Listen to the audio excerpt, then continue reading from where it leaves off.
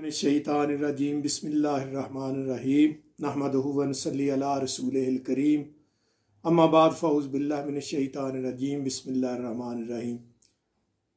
अल्लाह दी तारीफ तौसीफ तो बाद लखां करोड़ां दरूदो सलाम नबी मुकर्रम दी ज़ात बाबरकात ते जिसकी खातर अल्लाह पाक ने तमाम कायनात को तख्लीक फरमाया, तमाम कायनात को उन्हीं के सदके रिज़्क दिया और उन्हीं के सदके देता रहेगा और क़यामत वाले दिन इन्हीं के सदके अल्लाह पाक हम सब की बख्शिश फरमाएगा।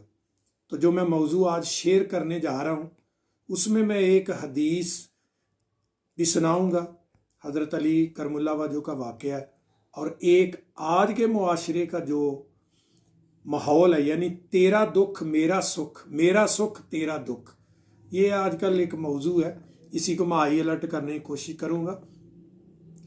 तो सबसे पहले मैं एक बात सुनाऊंगा कि नबी मुकर्रम सरकार दो आलम ने अपने पैदा होने से लेके इस दुनिया से पर्दा फरमाने तक आपने रब्बे हबली उम्मती अपनी उम्मत के लिए दुआ मांगी है कि या रब्बुल आलमीन मेरी उम्मत पे करम करना, उसको बख्श देना, उस पे रहमत करना, उसका रिज़्क वसी करना, उसको मुश्किलात से बचाना। सारी ज़िंदगी नबी मुकर्रम जो है वो अपनी उम्मत के लिए दुआएं मांगते रहे। तो अभी मौजू शुरू करता हूँ। हज़रत अली करमुल्लाह वजह एक दिन दुआ मांग रहे थे अपने लिए, तो नबी मुकर्रम सरकार दो आलम तशरीफ़ फरमा हुए, तो आपने फरमाया कि अली अपने लिए दुआ ना मांगो, साथ में मेरी सारी उम्मत के लिए दुआ मांगा करो। यानी नबी मुकर्रम सरकार दो आलम ने फरमाया कि जब आप अपने लिए दुआ मांगो तो सिर्फ अपने लिए ना मांगो, सारी उम्मत के लिए, मेरी उम्मत के लिए मांगो। फिर नबी पाक ने एक दफ़ा कुछ सहाबा को भी किसी बड़े वली के पास भेजा था, यानी वासे करनी रजी अल्लाह ताला ने के पास भेजा था कि जाओ वहाँ उसके पास जाना और मेरी उम्मत के लिए दुआ करवाना। तो हज़रत अली को भी नबी मुकर्रम सरकार ने फरमाया, और हज़रत अली करमुल्लाह वजह फरमाते हैं कि जो आदमी दूसरों के लिए दुआ करता है उसको अपने लिए दुआ करने की ज़रूरत नहीं पड़ती। जो दूसरों के लिए दुआ करता है अल्लाह पाक की ज़ात उसी के सदके उसकी भी तमाम मुश्किलात को हल फरमा देता है। तो ये तो बात होगी कि दूसरे के लिए दुआ करना सुन्नत भी है, सुन्नत सहाबा भी है, सुन्नत औलिया इकराम भी है। तो दूसरा वाक़या जो आज का मैं सुनाना चाह रहा हूँ, जो मुआशरे में आजकल हालात है, जिस तरह अदम बर्दाश्त है ना मुआशरे में, उसकी बात कर रहा हूँ कि हम लोगों को उतनी तकलीफ़ अपनी मुश्किलात से नहीं है, अपने दुखों से नहीं है उतनी मुश्किलात, ना हमें अपने दुखों से इतना परेशानी है जितनी दूसरे के सुख से परेशानी है। इसी के ऊपर मैं आपको दो भाइयों का वाक़या सुनाऊंगा कि एक दफ़ा का वाक़या कि दो भाई थे, बहुत गरीब थे दोनों। तो उन्होंने किसी को पूछा, यार को हमारे रिज़्क की फरावानी के लिए हमारे लिए एक दुआ करें। उन्होंने कहा मैं आपको एक वजीफ़ा बताता हूँ, वो भी पढ़ना है और 40 दिन तक तहज्जुद जो है ना वो पढ़नी है। सर्दियों के दिन थे, सर्दियों में तहज्जुद के टाइम में उठना, वज़ू करना ठंडे पानी से बड़ा मुश्किल होता है।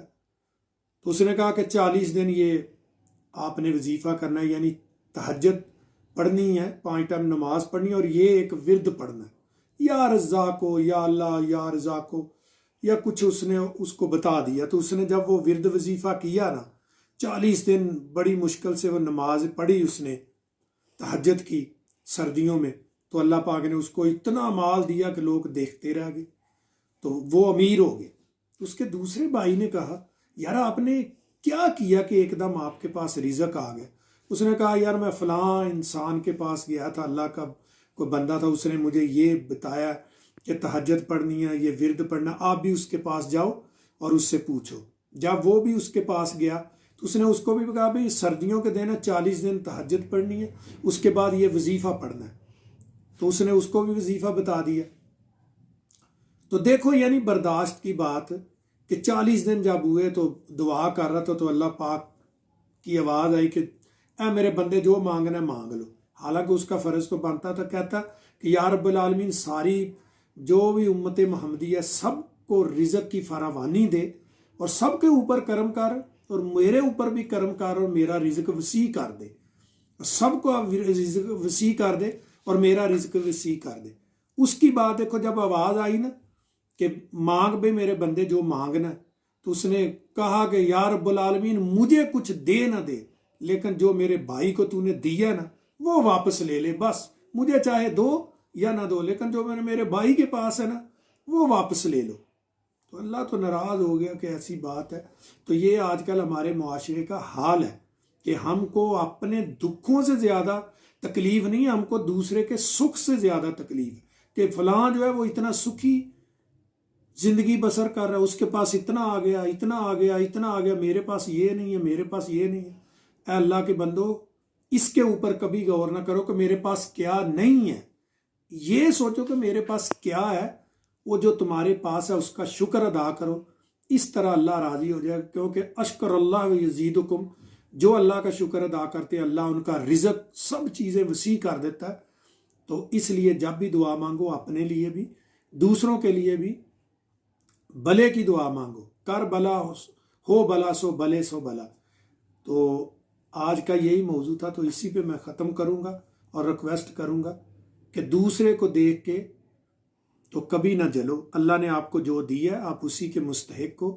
اللہ سے دعا مانگو کہ اللہ صحت تندرستی دے اور ایمان دے، اسلام پہ زندگی دے اور ایمان پہ موت دے۔ یہ سب سے بڑی دولت ہے ایمان، کیونکہ یہ تو زندگی 4 دن کی ہے، ختم ہو جائے گی۔ جو آگے زندگی ہے وہ تو نہ ختم ہونے والی ہے، اس کو اکاؤنٹ ہی نہیں کیا جا سکتا۔ تو اس کے لیے بھی ہمیں کچھ کرنا چاہیے۔ اللہ آپ کا حامی و ناصر ہو۔ میں کہتا ہوں کہ اللہ پاک آپ کو بھی سلامت رکھے، مجھے بھی، ہمارے ملک کی خیر ہو، ہمارے ملکی اداروں کی خیر، اللہ پاک آپ سب کو سلامت رکھے۔ اسی کے ساتھ اجازت چاہوں گا۔ وآخر دعوانا ان الحمدللہ رب العالمین واشرف الانبیاء والمرسلین وخاتم النبیین۔ الصلاۃ والسلام علیک یا رسول اللہ، وسلم علیک یا حبیب اللہ۔ السلام علیکم ورحمۃ اللہ وبرکاتہ۔